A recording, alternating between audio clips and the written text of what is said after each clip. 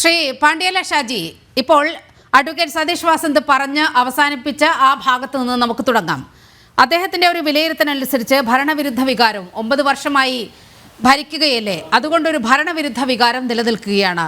ഒപ്പം നേതാക്കളും അണികളും തമ്മിലുള്ള അകലം അങ്ങ് വല്ലാതെ കൂടുകയാണ്.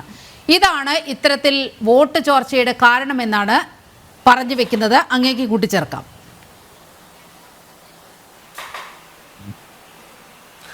അല്ല, വക്കീല് പറഞ്ഞിരിക്കുന്ന സംഭവത്തിന്റെ അതല്ല വിഷയം, അതെടുക്കട്ടെ. ഇത് എന്തിനാണ് ഒരു party, communist party of India Marxist ഒരു പാർട്ടി മെമ്പർ എന്തിനാണ് പ്രവർത്തിക്കുന്നത്, വർക്ക് ചെയ്യുന്നത് എന്തിനാണ്? ഇതാണ് ചോദ്യം. ഈ ഒരു ചോദ്യത്തിനാണ് മറുപടി കിട്ടേണ്ടത്. ഞാൻ വർക്ക് ചെയ്യുന്നത് സർക്കാരിന്റെ മഹാത്മ്യം മാത്രമല്ല. ഞാൻ ഒരു ഉദാഹരണം പറയാം. സാധാരണ കമ്മ്യൂണിസ്റ്റ് പാർട്ടിയിൽ പെട്ടിരിക്കുന്ന ആളുകളെല്ലാവരും തന്നെ ഡയലക്റ്റിക്കൽ മെറ്റീരിയൽസും പഠിച്ച് അറിഞ്ഞ് വന്നിട്ടാണ് ഇതിനകത്ത് പാർട്ടി മെമ്പർമാരാകുന്നതെന്നാണ് സങ്കല്പമുള്ളത്. ഇതിനകത്ത് വന്നിരിക്കുന്ന ഏതാണ്ട് 90% ആളുകൾക്കും മാർക്സിയൻ ഡയലക്റ്റിക്സ് എന്താണെന്ന് അറിയില്ല. അഥവാ അത്തരത്തിലുണ്ടായിരിക്കുന്ന ഒരു പഠന ക്ലാസ്സുകളും ഇതിനകത്ത് ഇപ്പോൾ കൊടുക്കുന്നില്ല. അഥവാ കൊടുക്കുന്നുണ്ടെങ്കിൽ MB ഗോവിന്ദ മാഷ പോലത്തെ കക്ഷികൾ കൊടുക്കുന്നതാണ്. അവരൊക്കെ മോരും വെച്ച പോലത്തെ സാധനമാണ്. അതിനകത്തൊന്നും ഡയലക്റ്റിക്സും ഇല്ല, മെറ്റീരിയലും ഇല്ല, ഹിസ്റ്ററിയും ഇല്ല, ഒന്നുമില്ല. അതിന്റെ പരിമിതിയല്ല ഞാൻ പറയുന്നത്. അതെല്ലാം ഒഴിവാക്കുക. ഇങ്ങനത്തെ ഒരു അവസ്ഥ വരുമ്പോൾ എവിടെയാണ് ഞാൻ ഒരു മാർക്സിസ്റ്റായി അല്ലെങ്കിൽ മാർക്സിസ്റ്റ് പാർട്ടിക്കാരനായി നിൽക്കേണ്ടത് എന്ന ഒരു ചോദ്യം ഇതിനകത്ത് നിൽക്കുന്ന ഒരു പാർട്ടി മെമ്പർ ഫേസ് ചെയ്യുകയാണ്. അയാൾ കാണുന്ന സംഭവം മുഴുവൻ എന്താണ്? മറ്റു പാർട്ടികളിൽ നിന്ന് ഒരിക്കലും തന്നെ ഇത് വ്യത്യസ്തമല്ല എന്നുള്ളതാണ്. മറ്റൊന്നും ഒരിക്കലും തന്നെ വ്യത്യസ്തമല്ല. രണ്ടാമത് കാണുന്ന ഏറ്റവും പ്രധാനപ്പെട്ട വിഷയം എന്താണ്? നേതാവും ജനങ്ങളും തമ്മിൽ, പാർട്ടി മെമ്പറും തമ്മിൽ അകലുന്ന ഒരു അവസ്ഥയുണ്ടാവുമ്പോൾ അവരുടെ മനസ്സിൽ ഉണ്ടായിരിക്കുന്ന ഒരു അകൽച്ചയുണ്ട്. ഈ അകൽച്ച സ്വാഭാവികമായിട്ട് അവരെ, അതായത് തുടക്കത്തിൽ മറ്റൊരു പ്ലാറ്റ്ഫോമിലേക്ക് അവരെ സ്വാഭാവികമായിട്ട് നയിക്കും. മറ്റൊരു പ്ലാറ്റ്ഫോമിലേക്ക് നയിക്കുമ്പോൾ ഇപ്പൊ ഉണ്ടാകുന്ന ഒരു കുഴപ്പം എന്താണ്? ഈ CPM എന്ന് പറയുന്ന ഒരു പാർട്ടിയുമായി വിയോജിക്കുന്നവരാണ് എങ്കിലും അവന്റെ കാലിന്റെ മുട്ടു പോകുന്ന കാര്യത്തിൽ തർക്കമില്ല.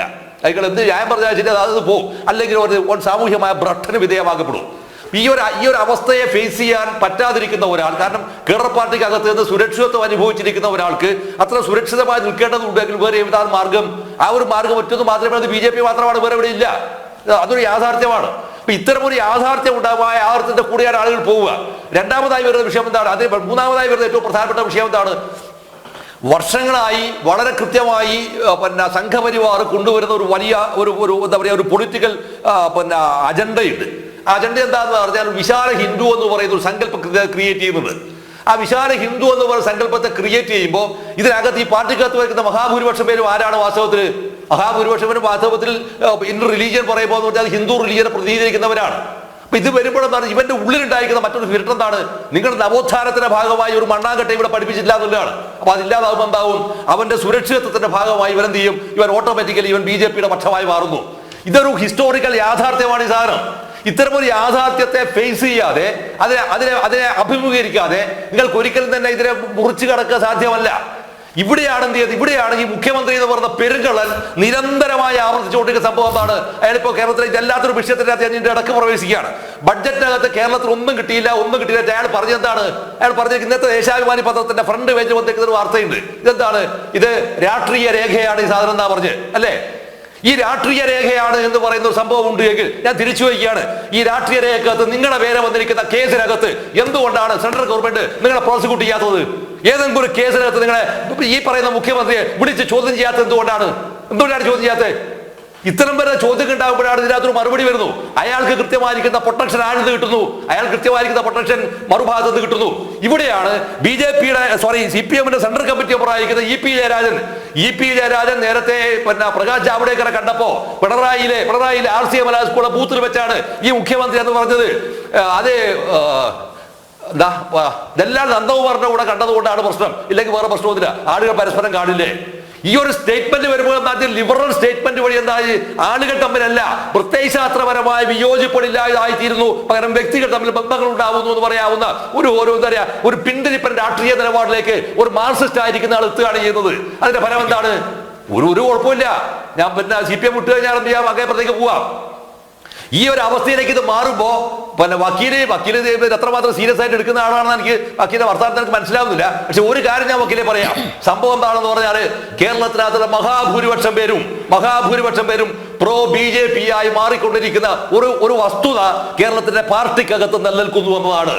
ഈ യാഥാർത്ഥ്യത്തെ ഫേസ് ചെയ്യുന്നതിന് പകരം അത് കേവലമായ ആന്റി ഇൻകംബൻസിയുടെ വിഷയമല്ല. അല്ല, ഇയാളെ പോലത്തെ ആളുകളെ പോളിംഗ് ബ്യൂറോയിൽ ഇരുത്തുന്നതാണ് വാസ്തവത്തിൽ ഓരോ ജില്ലാ സമ്മേളനത്തിൽ പറയേണ്ടതാണ്. ഇയാളെ പാർട്ടിയിൽ സാക്ക് ചെയ്യണം എന്ന് പറയേണ്ടതാണ്. പാർട്ടിയിൽ സാക്ക് ചെയ്യണം ഇയാളെ. ഇതിൽ അയാൾ ചെയ്യാന്നറിയോ? സാക്ക് ചെയ്യപ്പെടേണ്ടിയിരിക്കുന്ന ഒരാൾ പാർട്ടിയെ പറ്റുന്നത് ആ പാർട്ടിയെ മുഴുവൻ തന്നെ അയാൾ ബൈൻഡ് ചെയ്തിട്ട് അയാൾ അതിനെ നിയന്ത്രിക്കുകയാണ് ചെയ്യുന്നത്. എത്ര ജനാധിപത്യ വിരുദ്ധമാണത്! ജനാധിപത്യ വിരുദ്ധമാണെന്ന് മാത്രമല്ല, ഈ പാർട്ടിക്കകത്ത് ആരെങ്കിലും ഒരാൾക്ക് എന്തെങ്കിലും താല്പര്യമുള്ളതോടുകൂടി നിൽക്കുന്നുണ്ട് എങ്കിൽ ആ താല്പര്യമുള്ളവരെ പോലും അവന്റെ എന്താ പറയാ അവനുണ്ടായിരിക്കുന്ന സമരവീര്യത്തെ ഇല്ലാതാക്കി കളിയാണ് ചെയ്യുന്നത്. അതിനർത്ഥം എന്താണെന്നറിയോ? ഇതിനകത്ത് നിന്ന് ഒരാൾ പോലും ഒരു തരത്തിലുണ്ടായിരിക്കുന്ന വിയോജിപ്പോഴും രേഖപ്പെടുത്തുകയില്ല. അങ്ങനെ യുനാനിമസ് ആയിട്ട് വരും. അതുകൊണ്ടാണ് സമ്മേളനങ്ങൾ ഇപ്പൊ വക്കീൽ പറഞ്ഞല്ലോ, സമ്മേളനങ്ങൾ 3 വർഷം കൂടുമ്പോൾ നടക്കുന്നില്ലേ? ഇത് ക്ഷീരബലിയാവർത്തന 101 വക്കീലെ, ക്ഷീരബലിയാവർത്തന 101 ജാനം. എന്തിനാണ് നിങ്ങൾ സമ്മേളനം നടത്തുന്നത്? ഇവിടെയാണ് ഞാൻ ചോദിക്കുന്നത്. പൊളിറ്റിക്കലായ ചോദ്യമുണ്ട്. എന്താ ചോദ്യം എന്നറിയത്? ആ ചോദ്യം, നിങ്ങൾ എന്ത് രാഷ്ട്രീയ പ്രമേയത്തെ അടിസ്ഥാനമാക്കിയാണ് ഈ സമ്മേളനങ്ങൾ നടത്തുന്നത്? ഇതാണ് ചോദ്യം. ഈ ചോദ്യത്തിന് മറുപടി പറയാതെ നമ്മൾ സമ്മേളനം നടത്തുന്നത് നിങ്ങൾ സമ്മേളനം നടത്തിക്കോ. ഇതാരും നടത്തുന്ന നിങ്ങൾ മുത്തൂറ്റ് ഫിനാൻസിന്റെ സമ്മേളനം നടത്തുമ്പോൾ പരിപാടി നടക്കൂലേ? ഏത് ചിട്ടി കമ്പനിക്കാരും കൃത്യമായി ജനറൽ നടത്തൂലേ? ഈ ജനറൽ നടത്തുന്നത് എന്താണ് കാര്യം? നിങ്ങൾക്ക് അതിനകത്ത് ഭൂരിപക്ഷമുള്ളവർ മാത്രമേ തീരുമാനം എടുക്കൂ. ആ തീരുമാനം എടുക്കാത്ത അവസ്ഥയല്ല കമ്മ്യൂണിസ്റ്റ് പാർട്ടി. മറിച്ച് അതിൽ ന്യൂനപക്ഷം ഉണ്ട് എങ്കിൽ ആ ന്യൂനപക്ഷത്തിന്റെ അഭിപ്രായത്തിന് വില കൽപ്പിക്കുന്ന ഒരു പാർട്ടിയുടെ ആകുമ്പോഴാണ് അതൊരു കമ്മ്യൂണിസ്റ്റ് പാർട്ടി ആവുന്നത്. അല്ലാത്ത പക്ഷം അത് എന്താണെന്നറിയോ? അത് ഒരു സോഷ്യൽ ഡെമോക്രാറ്റിക് പാർട്ടിയാണ്. ഈ ഒരു അടിസ്ഥാനപരമായിരിക്കുന്ന ഈ ധാരണ പോലുമില്ലാതെ നിങ്ങൾ സംസാരിക്കുന്നത് എവിടെയാണ്? നിങ്ങളുടെ CPM-ന്റെ എന്ത് പ്രതിനിധികൾ സംസാരിക്കുമ്പോൾ നിങ്ങൾക്ക് വാസ്തവത്തിൽ എന്താണ് ഈ പാർട്ടിയുടെ ഭരണഘടന? ഈ പാർട്ടിയുടെ പ്രോഗ്രാം എന്താണ്? ഈ പാർട്ടി ഇന്ന് നേരിടുന്ന പ്രതിസന്ധി എന്താണ് പ്രതിസന്ധി? ഈ കേരളം പോലുള്ള ഈ സ്ഥലത്ത് നിന്ന് കഴിഞ്ഞാൽ ഈ പാർട്ടി ഇപ്പോൾ എവിടെയുണ്ട്?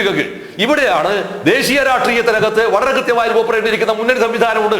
ആ മുന്നണി സംവിധാനം നിങ്ങളുടെ കോൺട്രിബ്യൂഷൻ എന്താണ്? ഈ പാർട്ടിയുടെ കോൺട്രിബ്യൂഷൻ എന്താണ്?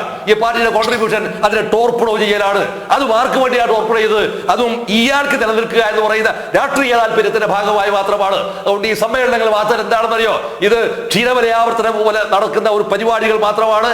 ഈ പരിപാടികളുടെ ഭാഗമായി നടക്കുന്ന സംസ്ഥാന സമ്മേളനത്തിനകത്ത് വെച്ച് നിങ്ങളും ഞാനും ജീവിച്ചിരിക്കവേ ഇതിനകത്ത് ഐകകണ്ഠ്യവും പ്രമേയവും പാസാക്കും. എന്തായിരിക്കും ആ പ്രമേയം എന്നറിയോ നിങ്ങൾ?